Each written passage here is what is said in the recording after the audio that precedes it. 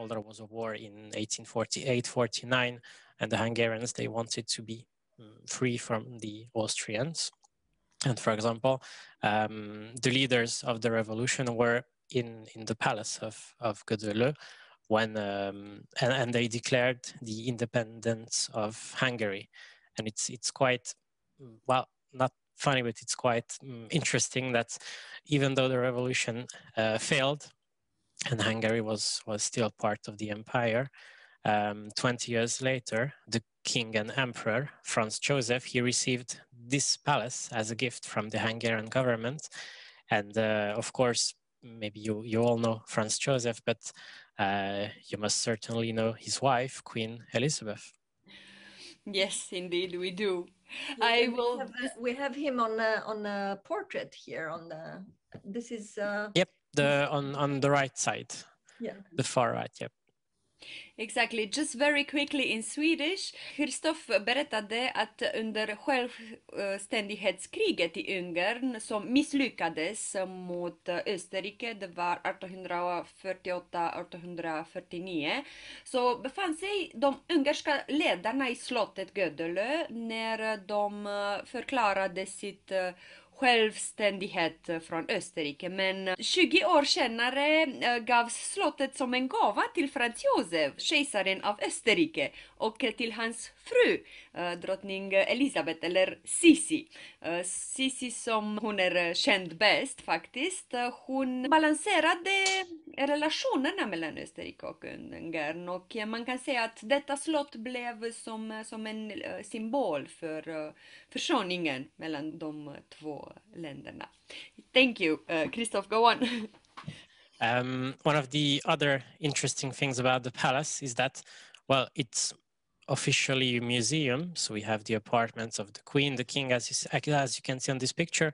But the palace itself is almost as big as the parliament in Budapest. So that means that we have a lot of rooms. So for example, the palace is not only a museum, but a place for concerts, for wedding, for galas, for events. We have a very big room where you can fit 300, 400 people. And for example, if you just look at the other slide, that's the Baroque theater of the palace. So we still use it for a lot of plays from actors from Budapest. But the most interesting thing about that theater is that it's the oldest and still functioning Baroque theater in Hungary, as it was built in the 1780s. And in the 20th century, for a small time, it was destroyed. And it's very interesting that when they restored the theater, they went to Sweden to, wait, I wrote it down somewhere, to Drottningholm, to the Palace Theater of Drottningholm. And they took their inspiration there. So the whole machinery under the stage, and the whole stage, it was actually designed thanks to the Swedish architects. There you have it. That's amazing. We had no idea about that. Sen gör vi en kort sammanfattning av det Christoph sa precis. Och Nora, vill du göra det så att jag kan... Förstås. Så Kungliga slottet är nu för tiden museum, men ni kan föreställa er att det har mycket mer rum än vad museum innehåller. Så man kan hyras den ut för konserter, bröllop och så vidare. Det kan sitta ungefär 300-400 personer. I ett av rummen. Det finns ett jättestort rum, så ja, precis. För evenemang och sånt. Fortsätt Gloria, jag ber om ursäkt. Det jag tyckte det var väldigt, väldigt intressant, och det har ni säkert förstått, men jag gör en liten sammanfattning ändå på svenska, är att när barockteatern som vi ser här på bild, som är fortfarande i bruk, och det är en av de äldsta barockteatrarna i Europa som är fortfarande i bruk, och det äldsta barockteatern i Ungern som är fortfarande i bruk, den fångade eld, den förstördes av en stor eld, och för att restaurera det, för att bygga om det, så besökte arkitekterna och inredningsdesignerna då Drottningholm. alltså i närheten av Stockholm för att inspirera sig av teatern där. Och det påminner mycket på många sätt. Såklart det är barock påminner om barock. Men det är väldigt intressant. Thank you so much for this very interesting Swedish connection that you gave us. Welcome. Mm-hmm. So, Chris, did Sisi sit in the lodge of this theater often? Are there events that she partook in? The problem is with someone from a royal family that wherever you go, you have to take 200, 300 people with you. You know, the servants and all the people moving the stuff and the people who take care of horses and everything. So the problem was that the palace was too small for everyone to fit in. So that's why they destroyed the theater.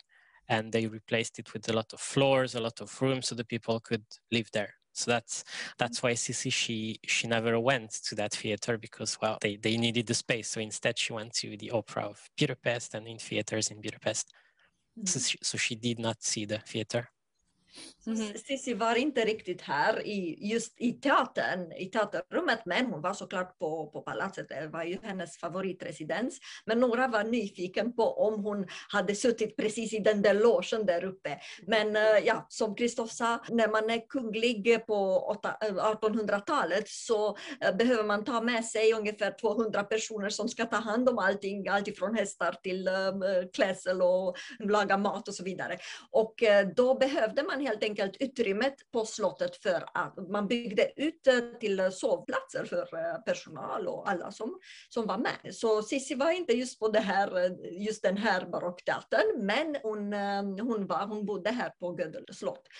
And yes, she did live here at this castle. You mentioned, I think when we spoke earlier, Kristoff, that she lived here more than 2,600 days. 2,600 days, yeah, because she, you know, at the time Austria was linked with Hungary, so there was a court in Austria and a court in Hungary, but the Austrians, they were very strict about everything, and she didn't like it, so that's why she wanted to escape that life, and she came to Hungary. She loved horse riding, so every day she went out in the forest around the city for more than 8 hours a day. Mm. Ja, just det, Sisi tyckte inte så mycket om Österrike, så imperiet hade 2 delar faktiskt, Österrike och Ungern, och hon gillade inte så mycket, tyckte inte så mycket om hur stränga de var i Österrike, så hon gillade mycket mer att vara på Gödel slott, och här kunde hon också en av sina favoritaktiviteter. Här ser vi henne på hästen där. Precis det Kristoff sa, att en av hennes favoritflyktaktiviteter, alltså för att kunna komma ifrån österrikiska hovet i Wien, så åkte hon till Budapest, till Budapest-trakter, till Gödel, till Ungern, och tog det lugnt och red i så mycket som 8 timmar ibland på en dag. Hon gick också väldigt mycket, hon vandrade väldigt mycket. Vi har pratat om Sisi vid flera tillfällen i våra tidigare avsnitt. Och hon var väldigt ute människa med vandring och ridning och allt som man gör i den fria luften. Ja, så det var väldigt intressant. Very interesting, dear Kristoff. We are just looking forward to be able to visit. Yeah, so a few things to add, because, well, it's a museum, so there's a tour that can be done. It takes 1 hour and a half, and then you can visit the apartments of the builder of the palace, of Franz Joseph, of Sisi, so all the original furnitures with books and paintings and everything. Wonderful. Yeah, I would have loved to spend 2,600 days there too, especially she didn't particularly love her mother-in-law. I'm not gonna say anything. Så hon, jag kunde föreställa mig att vara där 2600 dagar. Speciellt hon älskade inte så mycket sin svärmor Sophie. Ja, men jag ska inte säga ingenting till det. Nej. Nej, men det är ju väldigt vanligt att man inte kommer överens så ofta med sin svärmor. Fast jag gör det, jag älskar min svärmor och det vet ju alla i Sverige. Men ja, det är en väldigt bra plats för att bara ta det lugnt, ta en promenad i den fina parken och sen besöka det ett museum. Så det finns en rundtur som kan ta upp till en timme och det finns väldigt bra guider som introducerar besökarna till livet inuti Gödöllö slott.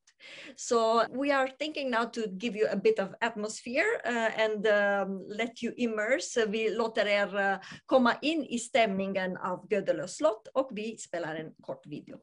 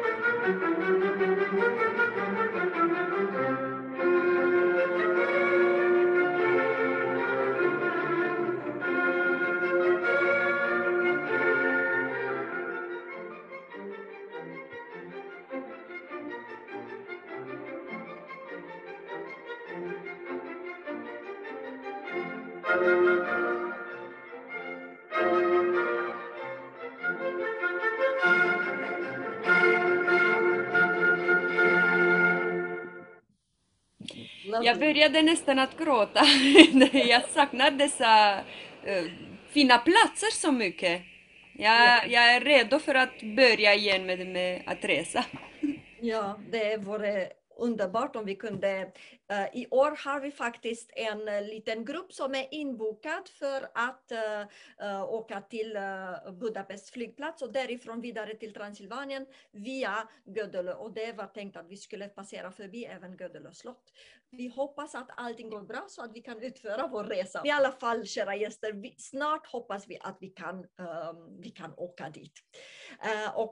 Yes, Christoph, it's really cool to see. Are these ladies impersonating Sisi and like for usual visits as well, or is it a special event? These are special events because, you know, every year we celebrate the something anniversary of, well, the maybe 100 and 150th anniversary of the coronation, of the birthday of Sisi and so on.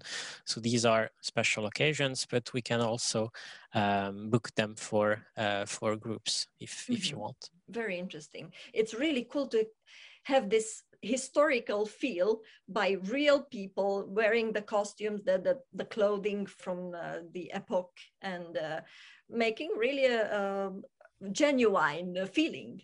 So that's great, great to know, and let's hope we can soon experience it on our own. Så det är underbart att se de här damerna som är väldigt finklädda i epokkläder som skapar den här stämningen. Och det brukar vara på olika jubileum och olika festligheter man gör, men man kan också beställa dem för privatgrupper till exempel.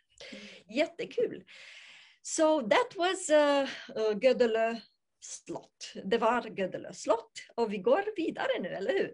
Precis, och I want to thank you also very much, Någon Kösen och Kristoff. You're welcome. Vi pratade om att Sisi gillade så mycket att rida, så på tal om ridning, så låt oss nu förflytta oss till vårt sista stopp under resan idag, Lazar Equestrian Park. So welcome, George. Tell us a little bit about the park, please, and we would like to specifically focus on one interesting aspect of the park in the beginning, which is always very appreciated by our Swedish guests, the Chikos culture. What is actually a Chikos? There were a hierarchy among the herders in the Hungarian puszta and generally who were working with the animals. They were the Chikos who took care for the horses. In a stud, it could be 2,000, 3,000 horses in one stud, and sometimes only 4 or 5 Chikos took care for these horses in the stud, to protect them from the wolves or from the enemy if somebody wanted to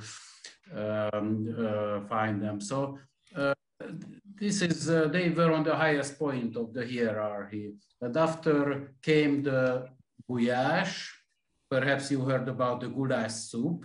It's made of beef, from the cows.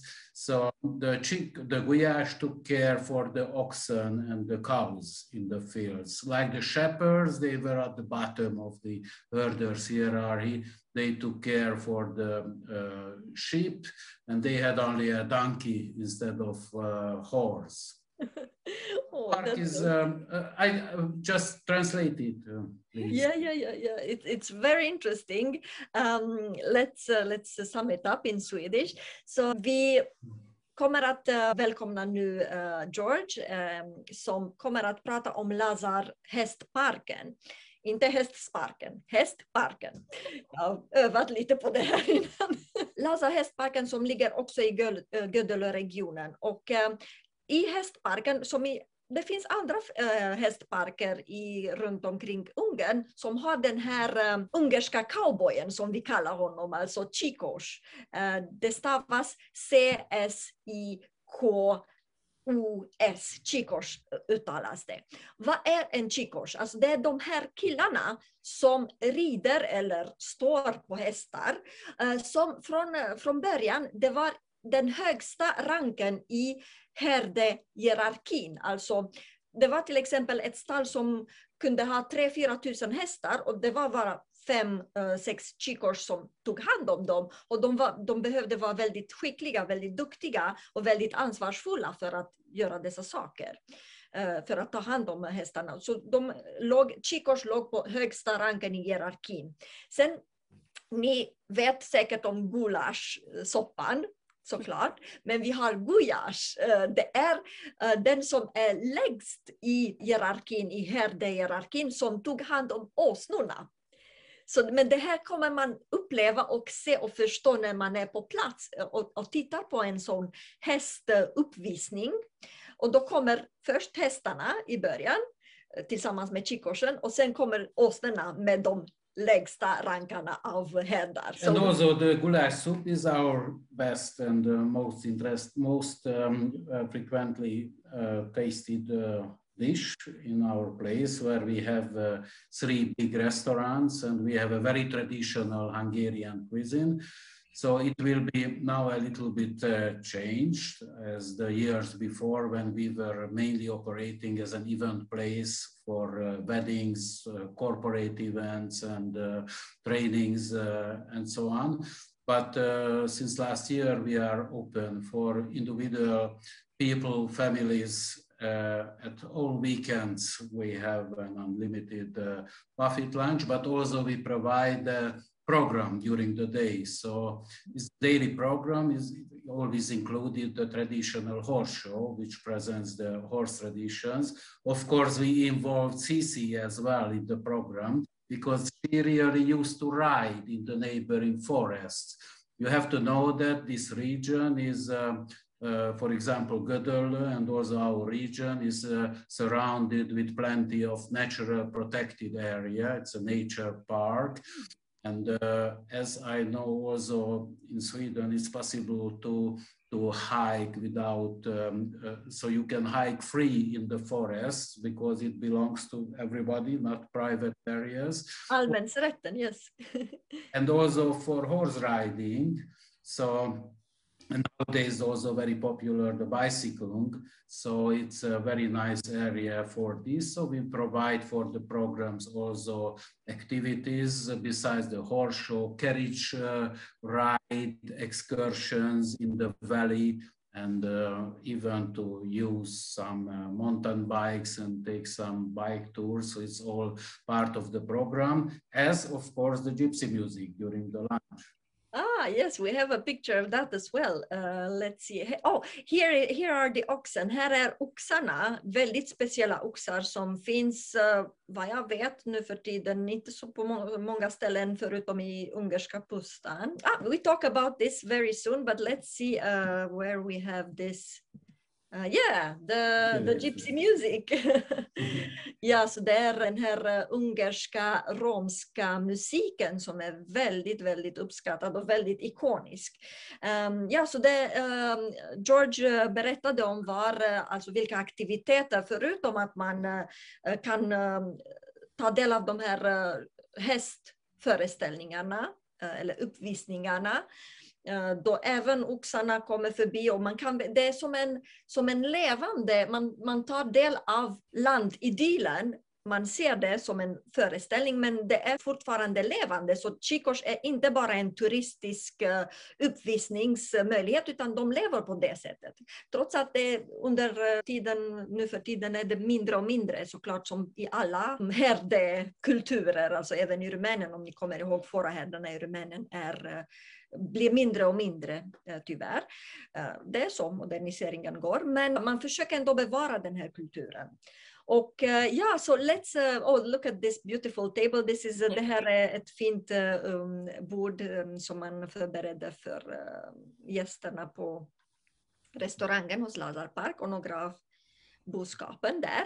Men let's talk about the horse sport interest, because we have in Sweden, i Sverige har vi ganska många som är hästsportintresserade. We have many horse sports interested. Just det. Jag vet att I know that we do have very many people that are interested in Sweden in horse sports, and I know that Lazar Park is a family company or a family owned business. Jag vet att Lazar Park är ett familjeföretag med lång tradition inom hästsport. What can you tell us about Zoltan, dear George? Really, the two brothers, our owners, they are together 21-time world champions in coach driving. The elder brother, Vilmos, he is now the president of the Hungarian Horse Association, already not active, but he is the most successful pair driver of the world. It means that he was driving two horses, and he is all times the most successful pair driver. But Zoltan, the younger brother, he changed to a 4-in-hand driving, so he's driving 4 horses already. Wow. And after 2 years of pause or interval, he started again the trainings, because this year it will be Budapest who will organize the European Championship in coach driving. So since 50 years, because the first European coach driving European Championship was in 1971, and for the Jubilee it will be Budapest who will organize this competition. And really, Zoltan has good chance to win this competition. He's every day out driving, even in winter time, in snow and rain and everything. He has good horses. In the park now, we have 100 horses and about 25, 30 sport horses just used by Zoltan, who is preparing this championship. And his son, the junior Zoltan, is a show jumper. He's also talented. Already now he is competing with adults, but as a junior or as a child age category, he has got already 4th and 5th place in European championships. So now we hope that he will have good chance in some years to get into the best 5-10 jumpers of the. Good luck. We keep our fingers crossed that that they win everything. Exactly. So it seems like it's a very strong family tradition. Det ser ut som det är en familjetradition. Och George berättade för oss att i familjen det fanns någon som var expert eller världsmästaren på 2 hästvagnskörning. Och sen var det den yngre ägaren Zoltan som deltar i det 4:e EM i Budapest i år, så jag tror att det var i slutet av augusti. Och det är det första Europamästerskapet för vagnskörning hölls för första gången i Budapest 1971. Så ja, det blir en jubileumstävling och Zoltan har verkligen goda chanser att vinna. Och sen berättade George för oss om hans son, så Zoltan Junior, som gör faktiskt dressyrshow. Vi ser honom här på bilden, så vi önskar hela familjen som ska tävla, önskar vi lycka till. Det är jättekul att de är så aktiva, så de älskar verkligen hästarna och de har haft det har gått i familjen under många år. Yes, George, good luck from us here at Experience Transylvania. We will keep our fingers crossed and we will keep an eye on the events in August. Perhaps just 2 more sentences about the future plans. Yes, please. We found thermal water springs in our park. Now the owners, they are already planning the next improvement of our services. Like we would like to create a kind of village resort with some holiday houses with their own jacuzzi and sauna, and create a nice with natural protected area surrounded park where people can relax and make hikings and bicycle tours and enjoy the good food in our restaurants and perhaps for horse riding. So that's the next step we are thinking about, or already the planning period started. Excellent! Wow, de hittade termalvatten i deras park och nu började de planera en stor investering för att bygga ett termalbad på fastighetens mark.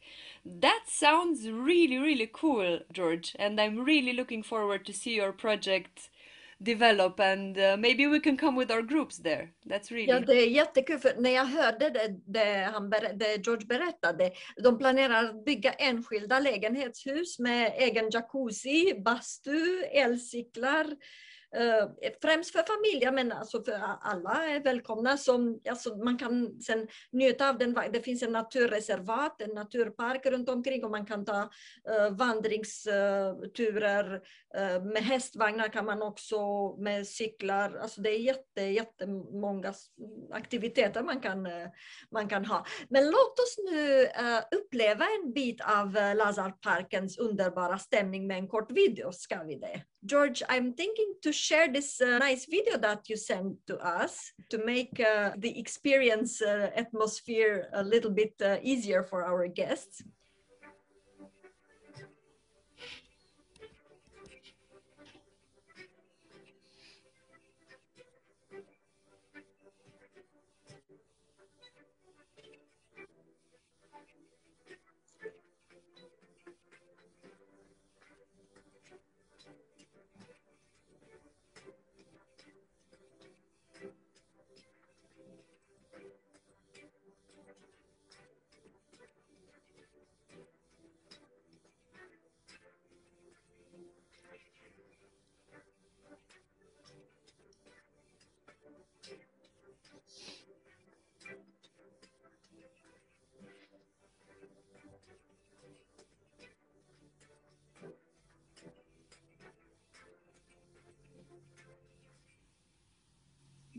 Great. Quick question, George. Was that a Mangalitsa pig I saw?